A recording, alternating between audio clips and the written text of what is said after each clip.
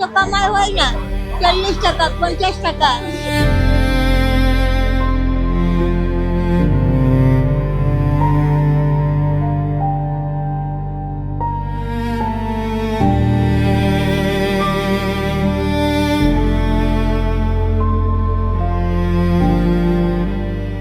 যে বয়সে মানুষ বিছানায় বিশ্রাম নেন, নাতি নাতনিদের সঙ্গে সময় কাটান, ঠিক সেই বয়সে জীবিকার তাগিদে রাস্তায় বসে কাজ করছেন 105 বছর বয়সী জোবেদা খাতুন। জীবন তাকে অনেক কিছুই কেড়ে নিয়েছে, কিন্তু তার আত্মসম্মান কেড়ে নিতে পারেনি কেউ। আজ থেকে প্রায় 20 বছর আগে স্বামীকে হারিয়েছেন জোবেদা।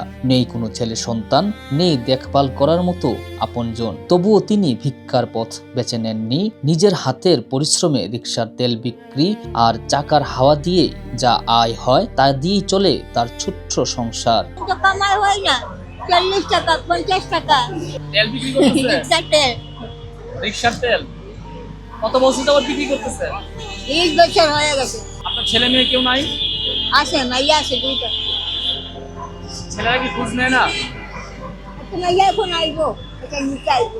স্বামী মারা গেছে কত বছর? 12 বছর হয়ে গেছে। 12 বছর হয়ে গেছে। আচ্ছা, এই বয়সে তো আপনার আরামায়েশ করার কথা, আপনার বিছানায় শুয়ে থাকার কথা। আপনি এই বয়সে কেন কাজ করছেন? আপনাকে দেখার মতো কেউ নাই?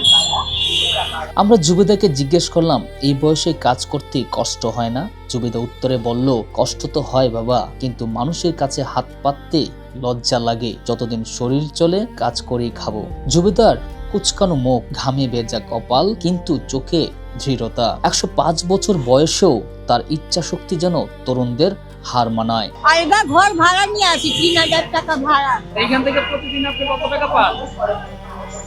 ওই আগে দোকানদারি হচ্ছে, এখন অটো রিক্সার তেল লাগে না, পাওয়া রিক্সার তেল লাগে, সব তো অটো হয়ে গেছে। এখন তো কামাই হয় না, 40 টাকা 50 টাকা। সমাজে যেখানে অনেকেই সামান্য কষ্টে হাল ছেড়ে দেন, সেখানে জুবেদা খাতুন প্রমাণ করে দিয়েছেন পরিশ্রমী মানুষের আসল সম্মান। জুবেদার গল্প শুধু কষ্টের নয়, তো সম্মান আর সাহসের গল্প। প্রশ্ন থেকেই যায়, আমরা কি পারি না সমাজের এমন মানুষদের পাশে দাঁড়াতে? মানুষের 10 টাকা 20 টাকা দিয়ে দেয়, টাকা হয়ে যায়। আপনার এই শেষ বয়সে আসার পরে কোনো ইচ্ছা আছে কিনা, ইচ্ছা বাকি আছে কিনা? কি ইচ্ছা বাবা, তো ঘর থাকতো নিজে, তো ঘরের মধ্যে থাকতাম, ভাড়া লাগতো না, নিজে ঘর নেই। আমি মোহাম্মদ সোহেল রানা, ঢাকা প্রেস, ঢাকা।